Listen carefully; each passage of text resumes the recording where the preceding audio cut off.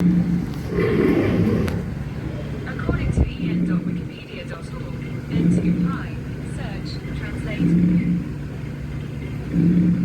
ये घटना महाराणा प्रताप की वीरता को दर्शाती है। एक समय नरभक्षी बाघ आया हुआ था।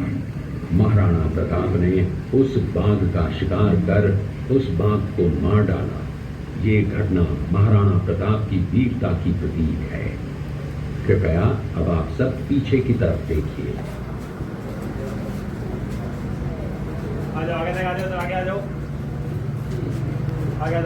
इस दृश्य में देखिए महाराणा प्रताप अपनी प्रतिज्ञा का पालन करते हुए।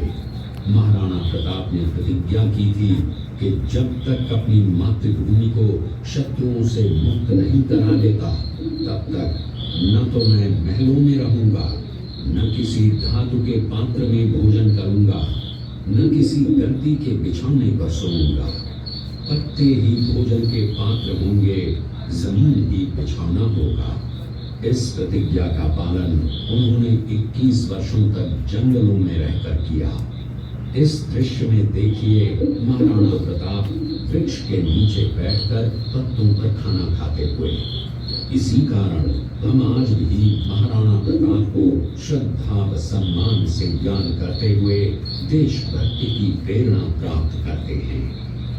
ये देखते हुए सभी अतिथि आगे की तरफ चले।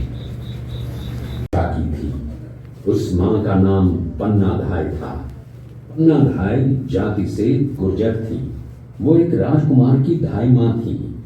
दूसरी तरफ हाथ में तलवार लिए खड़ा ये बनवीर सिंह एक दासी पुत्र है।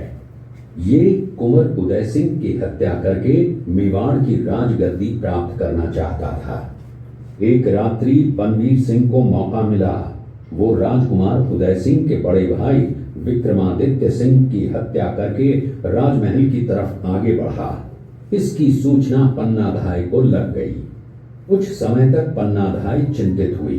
तभी पन्नाधाय ने अपने पुत्र चंदन को राजसी कपड़े पहनाकर पलंग पर सुला दिया और उदय सिंह को एक टोकरी के अंदर छिपाकर पत्तों से ढक के महल कर गुप्त रास्ते से कुंभलगढ़ भेज दिया। बनवीर सिंह का दृश्य है। अब्दुल रहीम खान खाना अजमेर का सूबेदार था।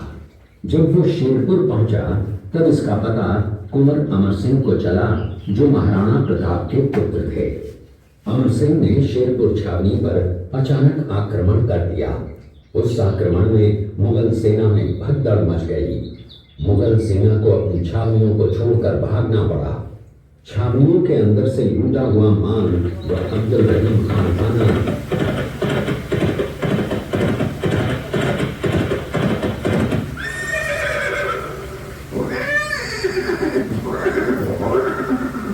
ये दृश्य महाराणा प्रताप और सुविख्यात स्वामी भक्त घोड़े चेतक के अंतिम मिलन का है।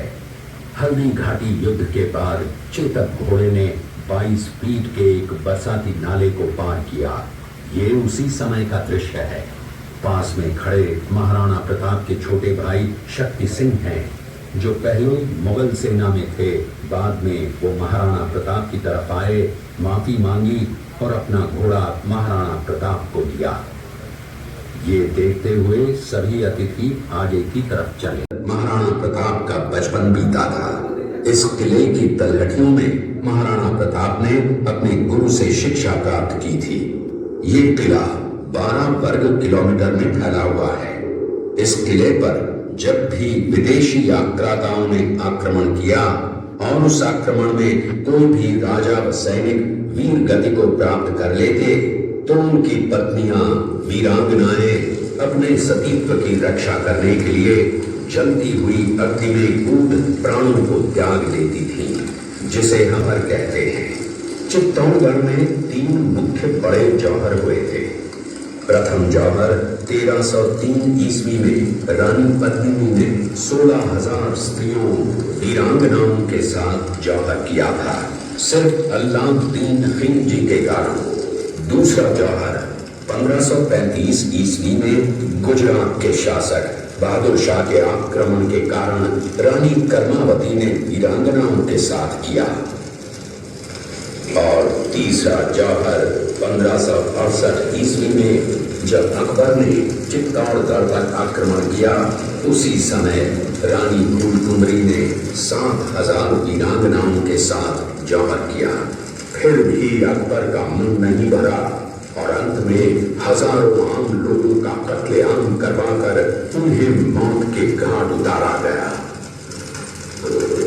इस किले में देखने योग्य विजय स्तंभ है, कीर्ति स्तंभ, मीरा मंदिर, जैन मंदिर, कालिका माता मंदिर, भामाशाह हवेली, कुंभाश्याम मंदिर, फतेह प्रकाश महल हैं। ये किला यहां से 140 किलोमीटर दूरी पर है। ये देखते हुए सभी अतिथि आगे की तरफ चले। से 3568 फीट की है। इस किले की दीवार 36 किलोमीटर तक फैली हुई है। इस दीवार का नाम ग्रेट वॉल ऑफ चाइना के बाद द्वितीय पायदान पर दर्ज है। इस किले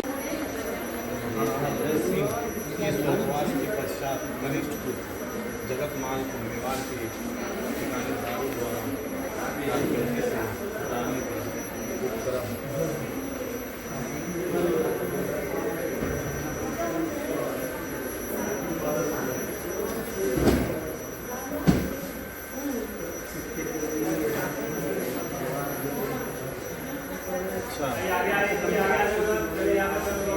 की एकदम प्रतिमा है। हम लोग पहुंच चुके हैं हल्दी घाटी और यह तोप आप देख रहे हैं।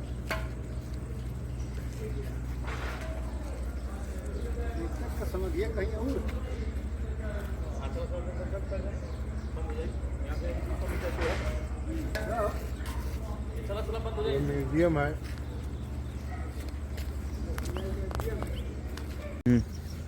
मित्रों, हम आ चुके हैं चेतक की समाधि स्थल पर, जो महाराणा प्रताप जी के नाम से जुड़ा हुआ है। राणा का सबसे वफादार घोड़ा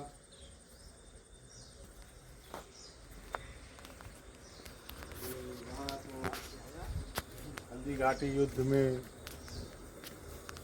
जीवन दान दिलाया। युद्ध में घायल होने के बाद भी